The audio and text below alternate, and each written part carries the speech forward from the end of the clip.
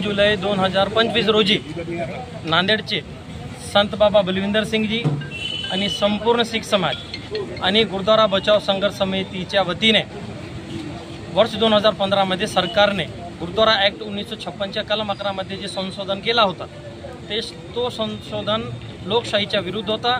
त्या संशोधनाच्या आधारे गव्हर्नमेंटने अध्यक्ष निवडण्याचा अधिकार स्वतःकडे ठेवला आणि ते लोकशाही विरुद्ध आहे। गुरुद्वारा बचाव संघर्ष समिती 10 वर्षापासून लढत आहे, शीख समाज लढत आहे। एक वेळ अशी आली संत महापुरुष गुरुद्वाऱ्यावर अरदास करून पंचप्यारे साहेबांना रस्त्यावर उतरले, भूतोना भविष्य झालं, तरी पण या सरकारला जाग येत नाहीये। शीख समाजामध्ये मोठा रोष आहे।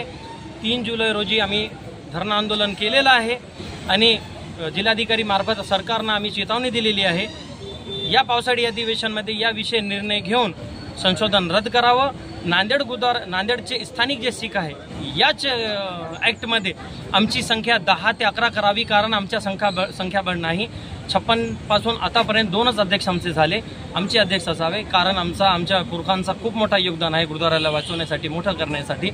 ते आमची माग आहे आणि मनपा निवडणूक डोळ्यासमोर ठेवून कोणतीही तुम्ही नवीन ॲक्ट किंवा नवीन प्रशासकीय समिती आमच्यावर लादू नका, आम्हाला ते मान्य राहणार नाही। 11 जुलै 2025 अगोदर पावसाळी अधिवेशनामध्ये हे निर्णय घ्या, आणि त्या 10 तारखेला संत महापुरुष यांचा आशीर्वाद घेऊन गुरुद्वारेकडून आम्ही 2-3 बस भरून मुंबईकडे रवाना होत आहोत। आझाद मैदान येथे मुंबई 11 तारीख आम्ही असंच धरणं आंदोलन करू। त्यापुढे 15 तारखेपासून साखळी उपोषण नांदेडमध्ये करू।